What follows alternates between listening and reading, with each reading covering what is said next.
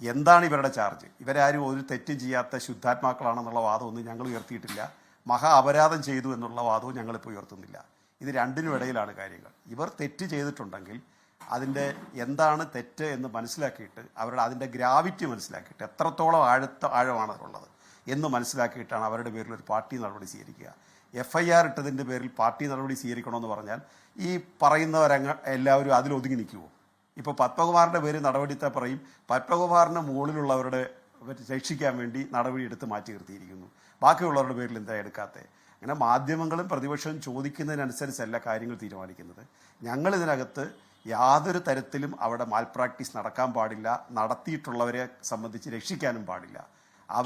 വിജയകുമാർ എന്ന് പറഞ്ഞ ഏറ്റവും ഒടുവിൽ കീഴടങ്ങിയ ആ ദേവസ്വം ബോർഡ് അംഗം പറഞ്ഞ മൊഴി അങ്ങയുടെ ശ്രദ്ധയിൽപ്പെട്ടുണ്ടാവുമല്ലോ. അദ്ദേഹം പറയുന്നത് എല്ലാം പത്മകുമാർ പറഞ്ഞ പ്രകാരം ഞാൻ ചെയ്തു, സഖാവ് പറഞ്ഞു ഞാൻ ഒപ്പിട്ടു, സഖാവ് മീറ്റിംഗ് വിളിക്കും, ഏകപക്ഷീയമായ കാര്യങ്ങൾ ചെയ്യും, മാനുവൽ തിരുത്തും, അല്ലെങ്കിൽ സഖാവ് ഈ പറഞ്ഞ പോറ്റിക്ക് കൊടുക്കാൻ പറയും, ഞങ്ങളതൊക്കെ മിണ്ടാതെ എല്ലാ വിശ്വാസവും ഒപ്പിട്ട് കൊടുത്തു, എല്ലാം കുറ്റം ഈ സഖാവിൻ്റെതാണ് എന്ന് വിജയകുമാർ പറയുന്നതും നിങ്ങൾക്ക് ബോധ്യം വരുന്നില്ലേ? നിങ്ങൾക്ക് ഈ കുറ്റപത്രം സമർപ്പിച്ച് അത് കോടതിയിൽ കുറ്റക്കാരനെന്ന് കണ്ടെത്തി മേൽക്കോടതിയിൽ പോയി സുപ്രീം കോടതി വരെ പോയാൽ മാത്രമേ അത് ബോധ്യമാവൽ എന്നതിനർത്ഥം വരുള്ളൂ. അത് ഒരുതരം കുയുക്തിയും വിദണ്ഡവാദവും അല്ലേ? CPK നിങ്ങൾ വീട് കയറാൻ പോവാണ്, വീട് കയറാൻ പോകുമ്പം അവിടുത്തെ പാർട്ടി പ്രവർത്തകർ ചോദിക്കില്ലേ PP ദേവിക്ക് കൊടുക്കാത്ത കാരണം എന്തുകൊണ്ടാണ് ഈ പത്മകുമാറിന് കൊടുക്കും ചോദിക്കില്ലേ?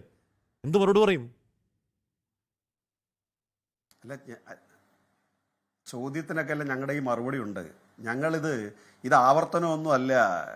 ഇതെങ്ങനെയാണ് സംഭവിക്കുന്നത് പറഞ്ഞു കഴിഞ്ഞാൽ രാഷ്ട്രീയ പ്രവർത്തനം, നിരന്തരമായ രാഷ്ട്രീയ പ്രവർത്തനമാണ് ശ്രീ ഹാഷ്മി. അല്ലാതെ ഇത് പറയുന്നത് പോലെ ഇത് ആവർത്തനമല്ല. നിരന്തരമായ രാഷ്ട്രീയ പ്രവർത്തനത്തിൽ എപ്പോഴും ജനങ്ങളോട് ചോദ്യത്തിന് മറുപടി പറയുകയും ജനങ്ങളോട് അങ്ങോട്ട് പറയാനുള്ളത് പറയുകയും ചെയ്യുക എന്നുള്ളത് നിരന്തരമായ ഒരു നൈരന്തര്യമാണത്. ഒരു നിരന്തര പ്രക്രിയ എന്ന് പറഞ്ഞു കഴിഞ്ഞാൽ അത് റെപ്പറ്റീഷൻ അല്ല. അതിനെ തെറ്റായി വ്യാഖ്യാനിക്കുകയാണ് നിങ്ങൾ.